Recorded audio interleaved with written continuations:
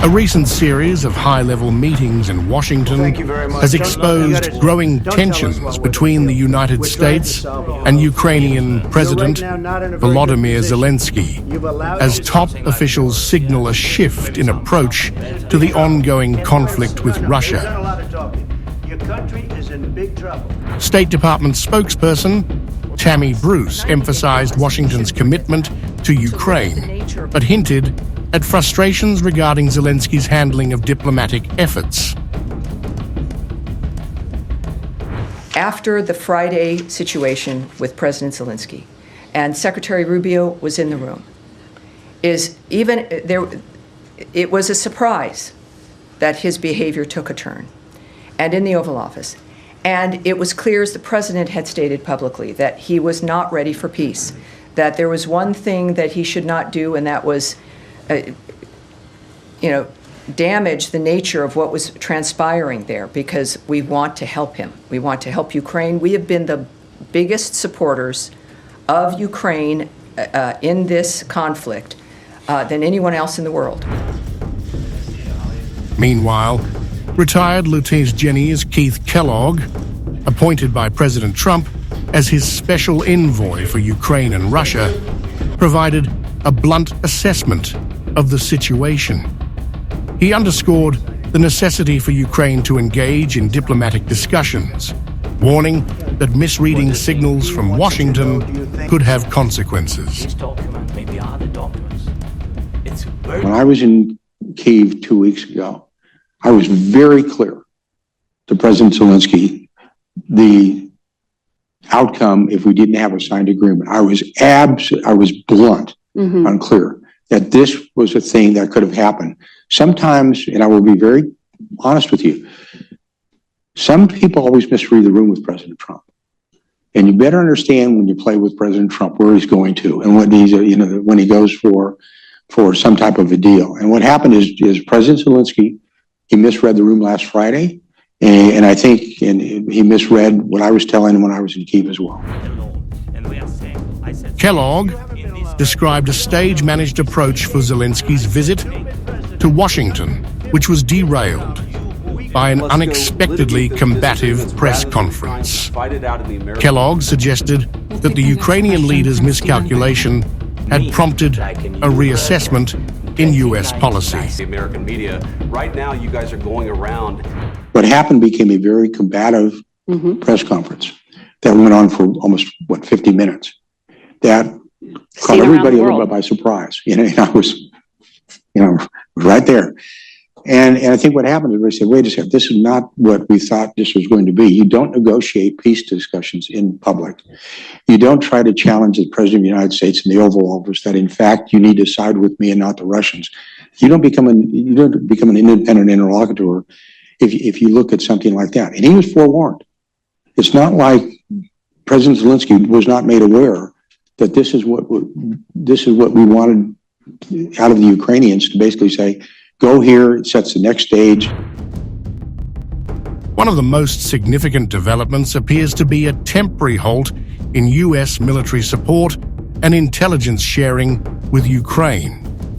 When asked about the impact of this abrupt pause, Kellogg likened it to hitting a mule with a 2x4 across the nose. He described the move as a tactical pause rather than a complete cut-off, but noted that intelligence withdrawal had immediate and significant effects on Ukrainian military operations. The best way I can describe it is sort of like hitting a mule with a 2x4 across the nose. You got their attention, and it is significant, obviously, because of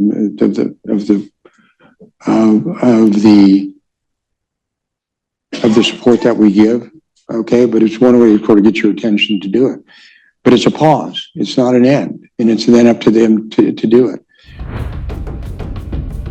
The shift in Washington's approach comes as Trump and his administration push for renewed diplomatic efforts, positioning Trump as the key figure who could bring Russia and Ukraine to the negotiating table. It appears, with that note, that President Zelenskyy understands what's at stake, that we are here to help him, that there is one person who can bring those parties to the table, and it is President Donald Trump.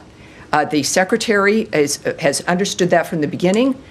This is a united understanding that this has got to end, and these are men who understand what America can do to help that come to an end.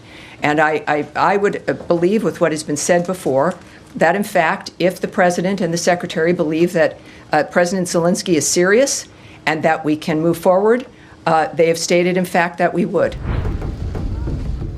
Washington's latest signals suggest that Zelenskyy must recalibrate Ukraine's approach or risk facing a critical juncture where sustained Western backing is no longer guaranteed. The message is clear. The burden of securing continued support is shifting onto Kyiv's shoulders. During his UK visit, another key stakeholder subtly underscored the evolving dynamic, one where a European-led defense framework is beginning to take shape, with the US stepping back from its traditional leadership role. US Defense Secretary Pete Hegseth emphasized the need for enduring peace and stronger European defense, but stopped short of reaffirming America's dominance in NATO. We want to work together to achieve peace and security in Europe by working to bring an end to the war in Ukraine, building sustainable deterrence on the continent, and then increasing our allied capabilities and interoperability. And European leadership of NATO, led by the UK, led by others, is, we believe, the future of defense on the continent, ensuring we provide a peaceful future for your kids and my kids and your grandkids and my grandkids. That's ultimately what it's about. For Ukraine, the path ahead is fraught with uncertainty. As Western consensus fractures and Europe contemplates a more autonomous security framework, Kyiv may soon find itself at a crossroads. Will Ukraine pivot towards greater self-reliance, seek alternative alliances, or double down on securing waning Western aid? The decisions made in the coming months could redefine the course of the war and Ukraine's place in the global order.